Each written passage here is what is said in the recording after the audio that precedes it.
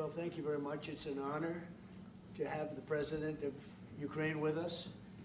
We've had a lot of good discussions, a lot of good talks, and I think progress is being made, very, very substantial progress in many ways. We had a good meeting, as you know, just a short while ago with the President of Russia, and I think there's a possibility that something could come out of it, and today's meeting is very important. We have, I guess, the seven very powerful leaders from Europe, and we're going to be meeting with them right after this meeting, and thank you very much for being here. Thank you so much, Mr. President. If I can, first of all, thank Please. you for invitation, and thank you very much for your efforts, personal efforts to stop killings and stop this war. Thank you, and using this opportunity, many thanks to your wife, First Lady of the United States. She sent a letter to Putin about our children, abducted children, and my wife, First Lady of Ukraine.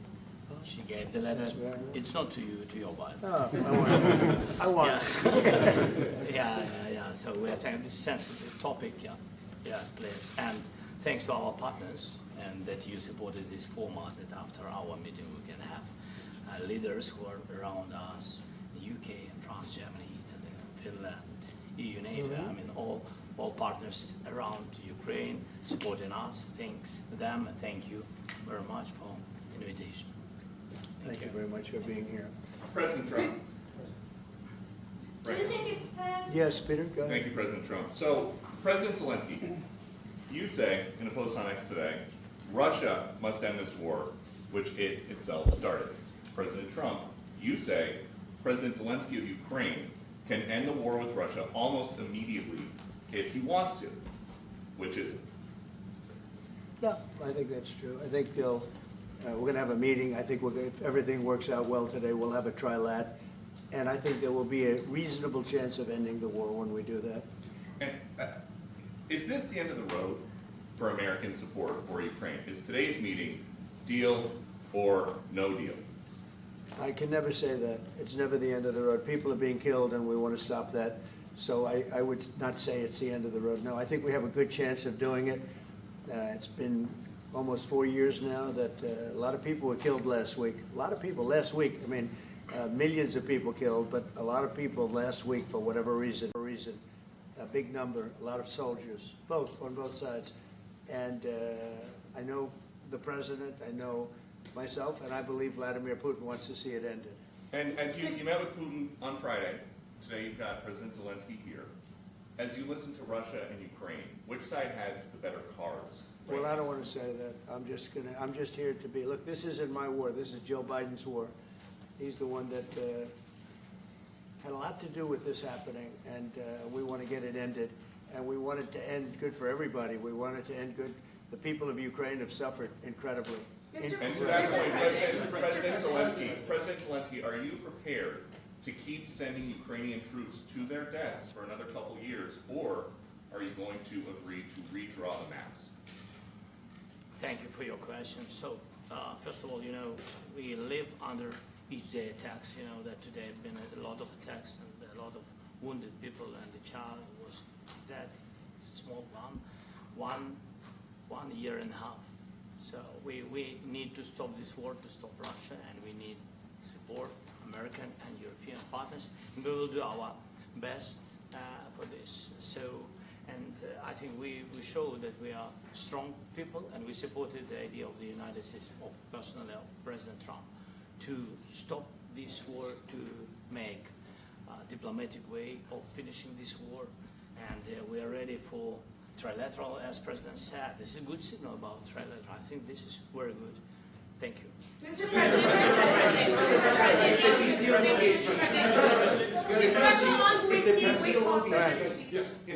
if the peace deal will be achieved, are you going to be willing to send American peacekeepers to Ukraine?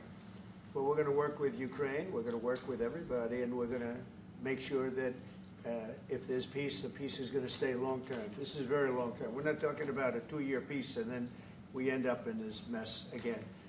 We're going to make sure that everything's good. We'll work with Russia. We're going to work with Ukraine, and we're going to make sure it works. And I think if we can get to peace, it's going to work. I have no doubt about it.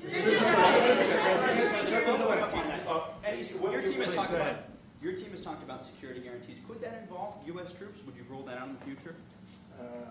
We'll let you know that maybe later today. We're meeting with 7 great leaders of great countries also, and we'll be talking about that. They'll all be involved, but there'll be a lot of help. When it comes to security, there's going to be a lot of help. It's going to be good.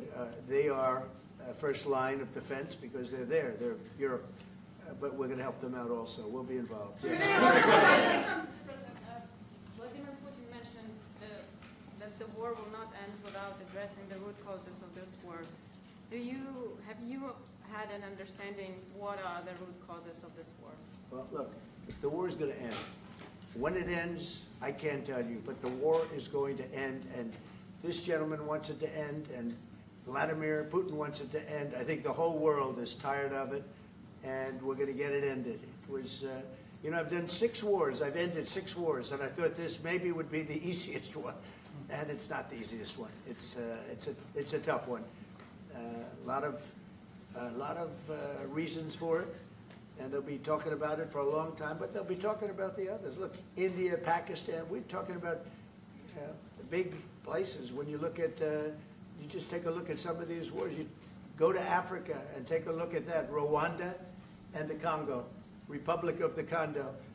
That's been going on for 31 years.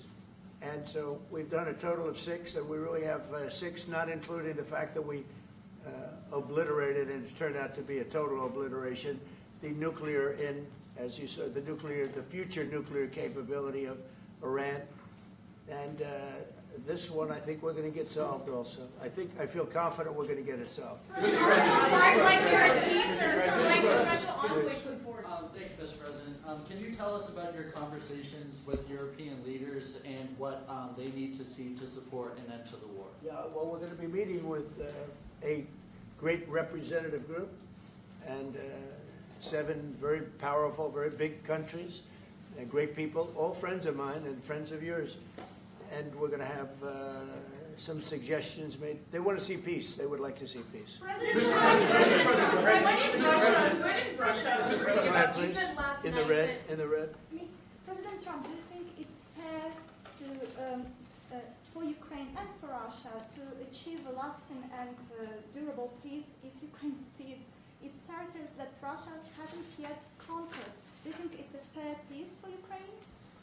We're going to have a lasting peace. Just to answer the first part of your question, we're going to have a lasting peace.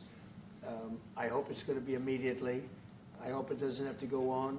And I think people of the whole world is going to be very happy when that's announced. Yeah, please. Mr. President, you posted on social media, Mr. President, a very touching letter from the First Lady, and the letter was hand-delivered to President Putin, and it calls for an end to the war, essentially, because of the children and the children's future. Why did the First Lady feel that letter was necessary? Was it because she believes that Mr. Putin is the aggressor in the war? Is a similar letter being hand-delivered to President Zelensky? So the First Lady felt very strongly. She's watched the same thing that you watch and that I watch. I see things that you don't get to see, and it's horrible. But when she's got a great love of children, she has a wonderful son that she loves, probably more than anybody, including me. I hate to say it, but she loves her son. She loves children. And she hates to see something like this happening, and that goes for other wars too. I mean, she sees the heartbreak, the parents, the funerals that you see on television. Always funerals. We want to see something other than funerals. No, she felt it was a beautiful letter. It was very well received by him, and she did ask me to say, she would love to see this end. She would love to see it end, and she says it very openly, very proudly, and with great sorrow because so many people have been killed. Mr. President, last week, Brian, go ahead, Brian. Yes, sir. I've got a question for each of you. Yes. First of all, President Zelensky. You look fabulous in that suit. I said the same thing. Yeah, you look good. I said the same thing. Yeah, looks good on I you. said the one that attacked you last time. See, now he's in. I remember that. Yeah, I apologize to you. You look wonderful. No, my first question for you, President Zelensky. In the same suit. You see, I changed, you are not. Maybe yours is much better. Real quickly, upon peace, God willing we get peace, are you open to holding an election in your country? Yes, of course. We are open for election, yes. We have to do safety circumstances. And a little bit, we need to work in the parliament, because during the war you can't have elections, but we can do security. We need, maybe, how to say, we need a truth, yes, everywhere, in the battlefield, in the sky, and the sea, yeah, to make possible for people to do democratic, open, legal elections. So you say we're ready. during the war you can't have elections. So let me just say 3.5 years from now. So you mean if we happen to be in a war with somebody, no more elections? Oh, this kid. I wonder what the fake You like news this is. idea? Yeah.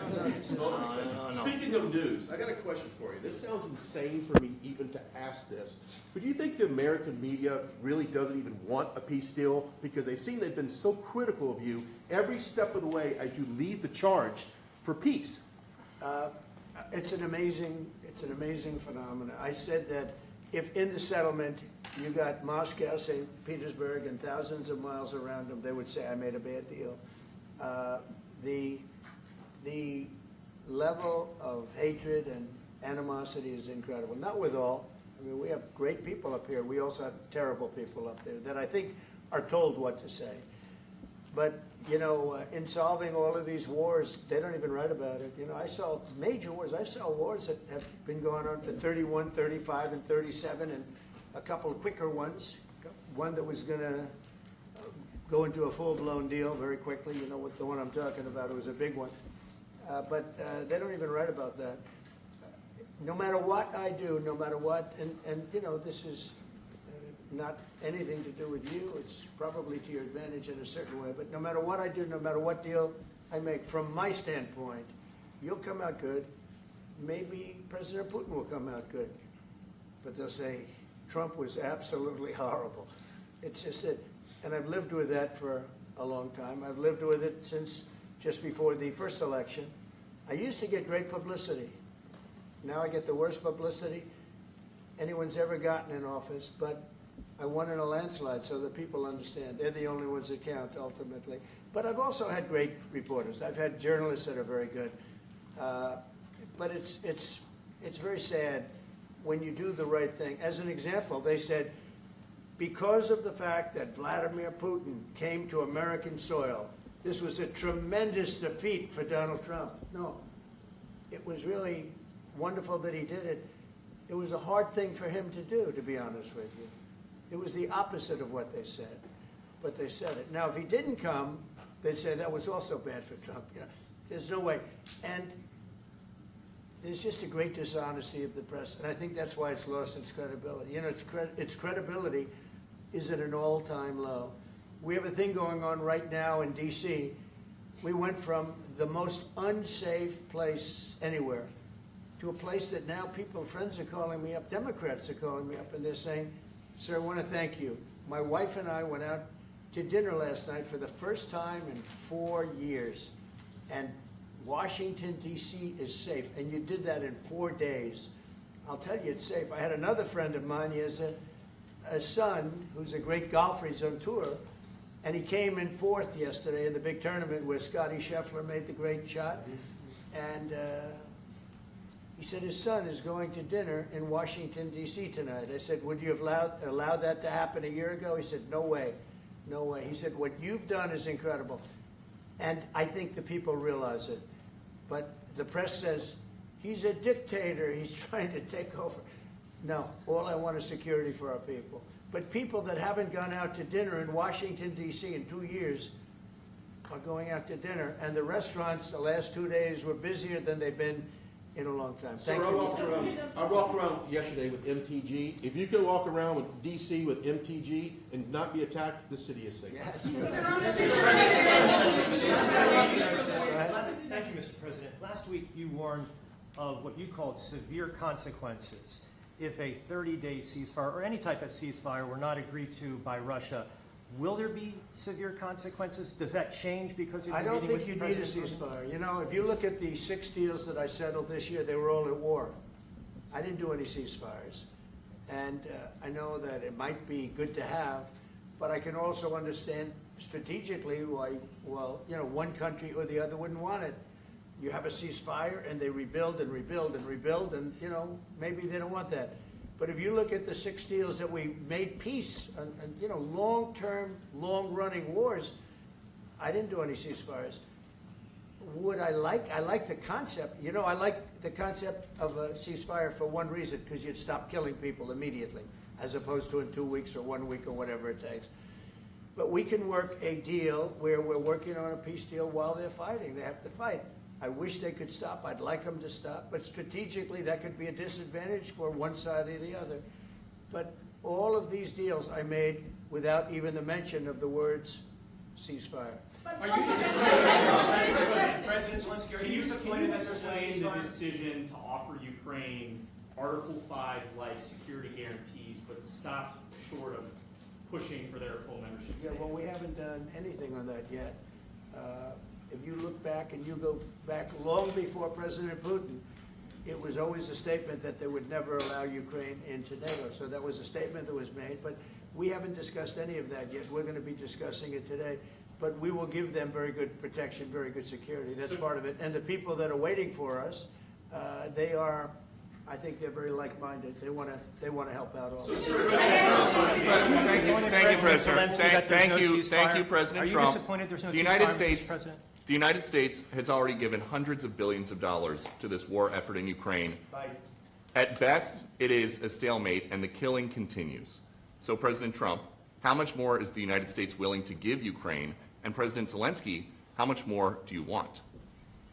Well, I'll start off just by saying we're not giving anything now. We're selling weapons. This is something before, I guess the number is well over $300 billion. That was under Joe Biden, a corrupt politician, not a smart man, never was. By the way, go back 40 years, he was not a smart man 40 years ago either, but now he's in particular bad. This was done by a corrupt administration that shouldn't have been in, and frankly, if the right results of the election were given, if I were president, this war would have never taken place, and he would have been very happy, because he would have liked to have seen. I mean, they went through hell. He went through hell. This war would have never happened, and the people that were killed, a couple of million people, a lot of people with soldiers and everything else, and the people that have been displaced and forced into other areas and other countries because of what's happened, none of that would have happened. And I'm just saying that he was a horrible president, whether it was the borders or this. He was just a horrible, corrupt president. Mr. President, You want to? I can. Thank you so much. So first of all, we have possibility now to buy weapons from the United States. We are thankful for this program and this opportunity. We are thankful for Europe. They pay for this.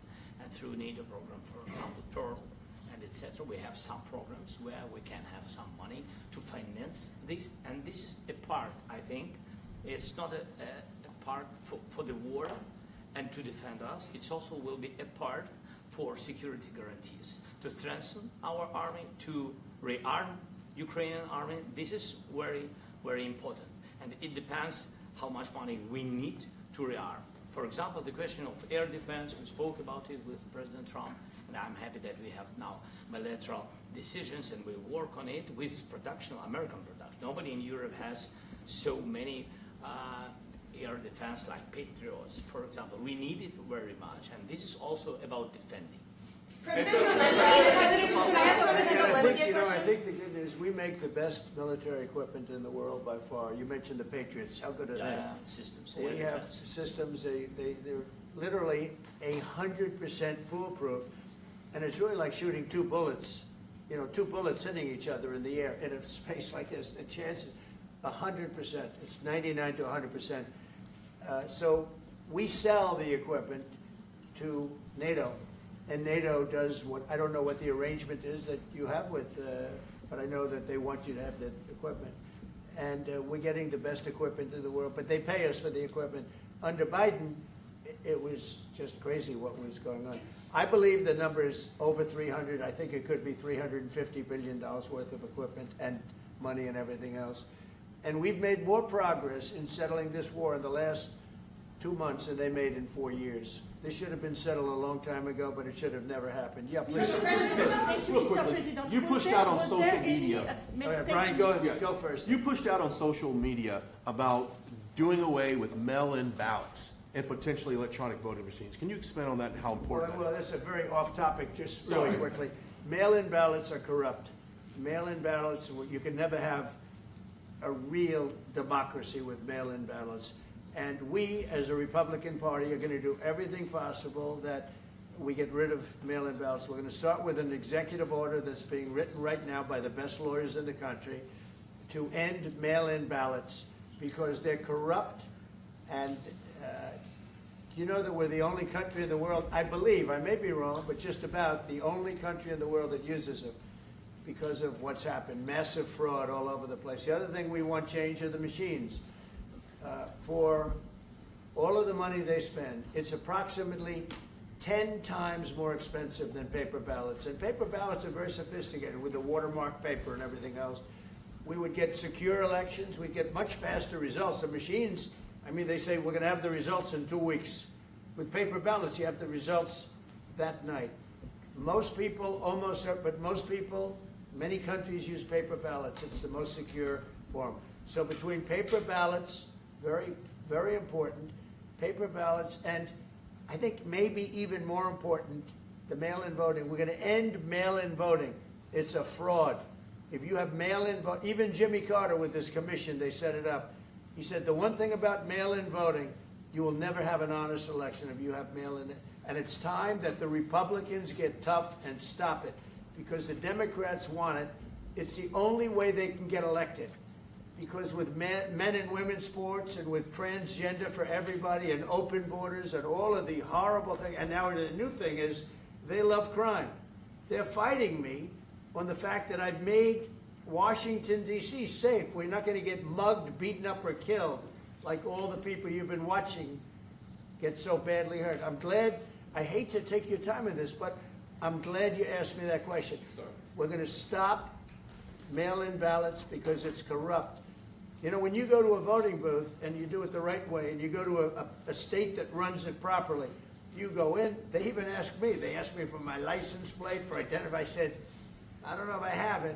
They said, sir, you have to have it. I was very impressed, actually. But it's very hard to cheat with mail-in voting. As you know what happens in California, it's so corrupt, where some people get 5, 6, 7 ballots delivered to them. Now, we got to stop mail-in voting, and the Republicans have to lead the charge. The Democrats want it because they have horrible policy. If you have mail-in voting, you're not going to have many Democrats get elected. That's bigger than anything having to do with redistricting, believe me. And the Republicans have to get smart. We're not going to have a country. I said for a long time at rallies, you need borders and you need free and fair elections. Those two things, otherwise you don't have. We have strong borders now. In 90 days, Mr. President, we didn't have 1, 0, 0, and 3 months. Not one person came in illegally into our country. In fact, even I find that hard to believe, but it's run by a little bit of a liberal group that put out the numbers, so I guess it's, but 0, 0, and 0. You go back a year ago, 2 years ago, 3, millions of people poured into our country. It was terrible. Thank you very much. President Zelensky, what security guarantees do you need from President Trump to be able to make a deal? Is it American troops, intelligence, equipment? What is it? Everything. And really, it includes 2 parts. First, strong Ukrainian army. That's what I began to discuss with your colleagues.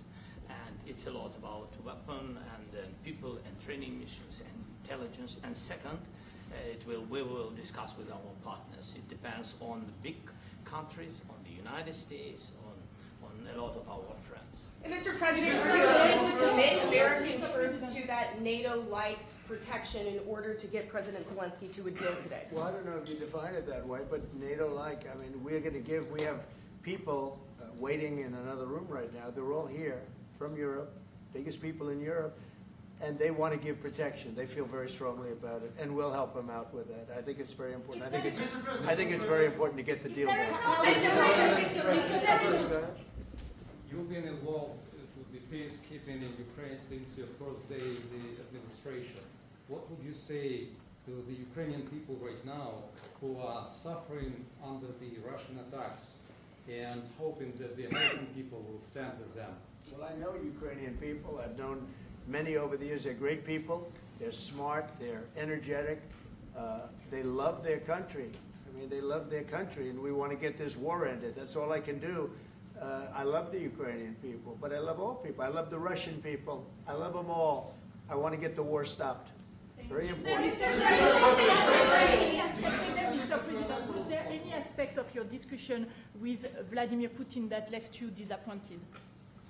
Look, we just spoke to, I was just telling the President, I just spoke to President Putin indirectly, and we're going to have a phone call right after these meetings today.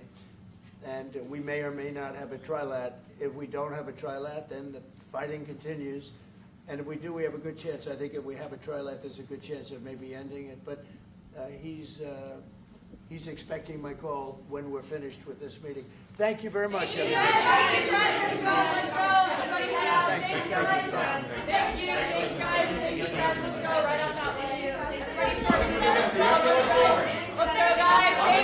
Thank you, press. Let's go. Let's go. Move. Come on, guys. Let's go. Thank you, guys. Thank you, press. Thank you. Keep moving. Thank you, guys. Keep moving quickly. Let's go. Thanks, guys. Keep going.